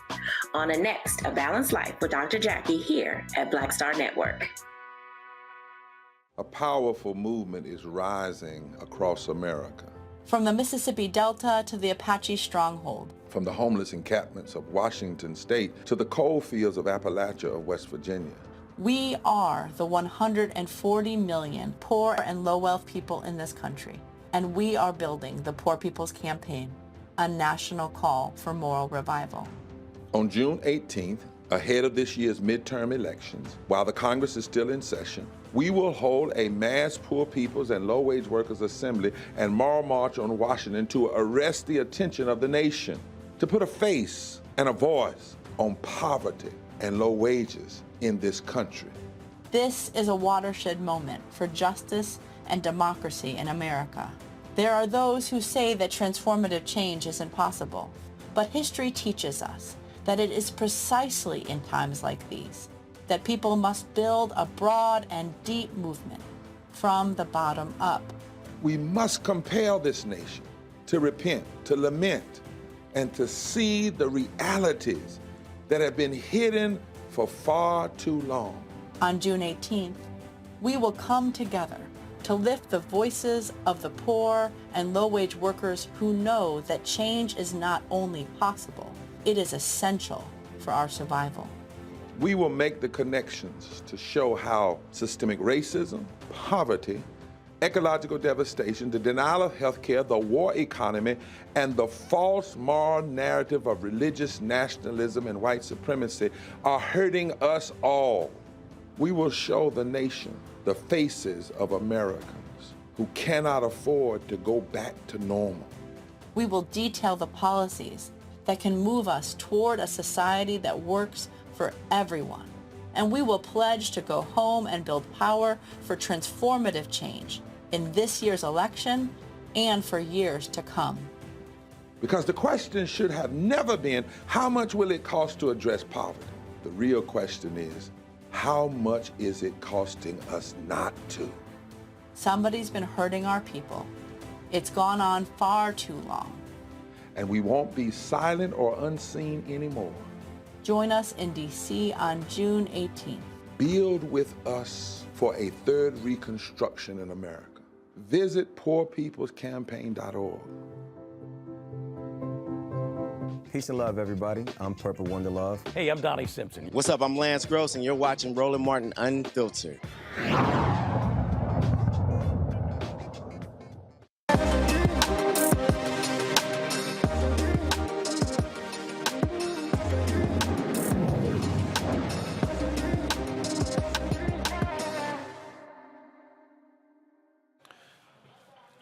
Two successful black businesses are joining forces to help build and generate wealth in our community. Greenwood's largest black-owned digital banking company just bought The Gathering Spot, an exclusive members-only club for black leaders and creatives. This acquisition creates the largest combined financial tech and community platform for African Americans. Co-founders of The Gathering Spot, Ryan Wilson and TK Peterson, will still be at the helm as Chief Community Officer of Greenwood and Vice President of the digital banking platform. And so terms were not released, but certainly congratulations. It's good to see black folks making other black folks millionaires. All right, folks, this next segment is perfect for my staff because all of them are blind as hell. They all wear glasses. Have you ever been to the eye doctor or packing for a vacation and couldn't find any frames you liked? Well, Vontel Eyewear boasts unique frames with African-inspired themes and colors. The company recently linked a deal with Nickelodeon to create a children's eyewear line. Co-founders Nancy Harris and Tracy Green joined us from Brooklyn, New York. Glad to have both of you here. Okay, so first of all, whose idea was to start this unique line? I would say it was me. I lost a pair of expensive glasses and just were tired of all the glasses looking the same and not really fitting well. And I called my best friend, Nancy. We met in Morgan State University, and she lost a pair of glasses too. Say it again. I said, and she lost a pair of glasses too. We were both frustrated, and we wanted something different. Nancy, you made a comment there. Go ahead. Oh, I just said HBCUs in the house. Okay, gotcha. So the impetus was losing an expensive pair of glasses. That's how it started. Okay, and you started how long ago? It's 3 years now. And we started the concept in 2019. And Nancy, how has it grown? Well, it's been growing leaps and bounds. We are getting a lot of attention, but one of the greatest things that we have done most recently is that, like you said, we inked a deal in July of 2021. Vontel was awarded a licensing deal with Viacom CBS to produce children's eyewear, and we are the first women of color to acquire this deal. So these glasses will be inspired by Nickelodeon characters, so we're going to be able to expand our line from the adults of having the African prints to having the cartoon characters, etc., such as Baby Shark, Paw Patrol, Rugrats, and SpongeBob. I mean, obviously, people wear glasses, and so did y'all say, you know what? Let's get rid of the boring look. Let's make it a little funky. Definitely, absolutely. We wanted pattern, we wanted design, we wanted something that was not in the market. We wanted to see our culture. And you walk into any eyeglass place, they all look the same. And we started with fabrics, and because we launched in the pandemic, we made masks to match. So we were like, hey, everyone's on virtual meetings, and it was actually the right time because everybody needed blue light blocker lenses because of all the computers that they were on. So we were able to, sell.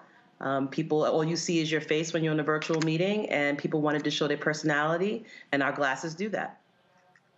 Who designs them? Nancy and I. We do. Okay. All right, cool. Questions for my panelists. Let's see here. Mustafa, you first. I have to ask, what's your top selling glasses right now, or the frames right now? For the women, it's the pair of glasses that I'm wearing right now. They're called Rwanda Wayfarers, and they're selling out really fast. We actually have to put in a new order for these particular pair of glasses. And for the men, it's the Akasha Aviators. They look really good on the men. They're tortoise shell. They're really rich, and also inspired by the heritage. And then these Rands as well, the black Rands, those are selling out. I think we have 3 left. These we have one now. They have like 3 left. These are the Akasha Aviators that the men and the women buy. They look beautiful. All right. Yeah, but we made them with men in mind, but women always have to cross that line. Teresa. Well, congratulations, ladies. I was very excited to read about your story. And the first thing I thought of was, okay, great, we got Nickelodeon. Let's go get Marvel. So I can't, I know that's the next market. So please keep us posted when that happens. Oh, yeah. We have a couple of things in mind that we want to do. Of course, going after Marvel and a couple of other deals that we want to ink. But one of the other projects that we just did and we're really excited about is we just did a partnership with Sigma Gamma Rho Sorority Incorporated for their centennial anniversary. And we have glasses that we have made and designed specifically for them, but anyone can wear them because we did not put the insignia on the glasses. But if you love the colors, gold and royal blue, these are the glasses for you. So these are going hot, and there's only a limited edition of these glasses right here, but we're really excited. And down the line, our goal is to get the entire Divine line. I am a Delta. I represent Delta Sigma Theta Incorporated, so it would be great for us to represent all. And we are giving back a portion of all proceeds to the sorority so that they can give back to their scholarship fund. Awesome. All right then. So that is great. How many units are y'all moving every year? So we're moving a lot of units actually. We've done really well this year. We started in the pandemic, and for the first 6 months, we moved maybe a couple hundred, and now we're moving thousands. We had to pivot. Originally, we wanted to sell online only, and we realized that people need to touch and feel the glasses. So we pivoted, and we are in 30 stores across the country, and we just started selling to Dominica, Puerto Rico, and Jamaica. So we are expanding every day. The more people get to know us, they love it. They love the idea. They love the fit. No one has a line across their nose anymore. The temples are longer, so it's more comfortable behind your ears. If you ever had a headache wearing glasses, it's because the temples are too short and they're on your pressure points. And people with bigger cheekbones, nice fit for over your cheekbones, so it doesn't put a line here as either. So you don't have indentation. So we are finding people are loving the fit and how comfortable they feel, and we're selling out. We're moving units all across the country. All right, then. Yeah. That is absolutely great. Give the website where people can check it out. www.bontelle.com, and we're on all social media, Bontelle Eyewear, Bontelle LLC, Bontelle, www.bontelle.com. All right, then. We certainly appreciate both of you. Thank you so very much for joining us. And we got a pair of glasses for you, Thank you Roland. for having us. Sorry, I didn't hear you. Say it again. I said we got a pair of glasses for you, Roland. Don't worry. No need. I can see. It's supposed to be sunglasses to block the sun. Well, sunglasses fine, but in terms of other glasses, I'm good. Now my brother and my 3 sisters, they all blind, but you can hook them up. So it works out. All right, folks. Thanks a bunch. And of course, the way I roll, I'm an alpha, so they got to be black and gold. All right, I appreciate it. Sure. Of course. All right. We got you. Got you. All right. Thank you so very much. All right, folks. Let's see here. The final story I'm going to go with today. South Carolina state offices were closed today for Confederate Memorial Day. South Carolina gubernatorial candidate Joe Cunningham shared this tweet about the, quote, state holiday. Today, state offices are closed to observe Confederate Memorial Day. This is another example of how our state continues to live in the past. Honestly, it's embarrassing. When I'm governor, we're going to end Confederate Memorial Day and make Election Day a state holiday instead. Of course, South Carolina is one of many states pushing to enact critical race theory bills. State offices in Alabama and Mississippi closed last month to observe Confederate Memorial Day. And of course, it's Republicans who stand ready to salute Confederate Memorial Day. Just want to let y'all know who y'all dealing with. All right, Teresa, Mustafa, Demario, I really appreciate y'all being on the panel today. Thank you so very much. Folks, don't forget, tomorrow, Thursday, we're going to be in Kansas City for a citywide town hall focused on police abuse there, really a treatment of black police. Again, it's going to be taking place in Kansas City. Again, Thursday, May 12th, is going to be taking place 5 p.m. Central, taking place there in Kansas City. And so we're partnering with the Kansas City Urban League. All folks are invited to come out because, again, police officers have been dealing with racism in their department for quite some time. And so we're going to be there dealing with that. And so looking forward to that. Racism in the Kansas City Police Department addressing the black and blue divide. Also, YouTube, why y'all taking so long? Okay, leave the graphic up. Y'all should be at 1,000 likes by now. Don't make sense y'all keep having me asking for 1,000 likes. So just hit the like button, okay? It ain't that hard. Hit the like button real quick so we can get out of here. Hit 1,000 likes before we go, okay? So just hit the doggone button, okay? We're at 928, don't take long. Again, Thursday, 5 p.m., 6 p.m. Eastern, Robert J. Mohart Center, 3200 Wayne Avenue, Kansas City, Missouri. So looking forward to being there and having that conversation.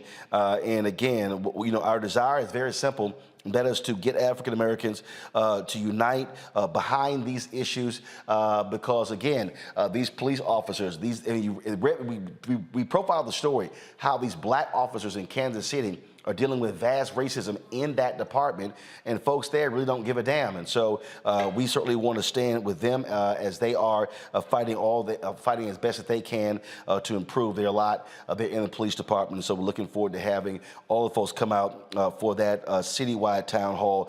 Thank you so very much. And finally, YouTube, we hit 1,000 likes. We should do that in the first hour, y'all. Just hit the like button. It ain't that hard. All right, that's it. I'll see you guys tomorrow right here on Roland Martin Unfiltered. Don't forget, download our Black Star Network app, available on all platforms: Apple phone, Android phone, Apple TV, Android TV, Roku, Amazon Fire TV, Xbox One, Samsung Smart TV. Also, you can please contribute to our Bring the Funk fan club. Your dollars make it possible for us to travel to places like Kansas City, for us to be able to travel next week to Texas. That's critically important. So you can send a check or a money order. P.O. Box 57196, Washington, D.C., 20037-0196. Cash App is $RM Unfiltered. PayPal is R Martin Unfiltered. Venmo is RM Unfiltered. Zelle is Roland@RolandSMartin.com. Roland@RolandMartinUnfiltered.com. So that's it, folks. I'll see y'all tomorrow.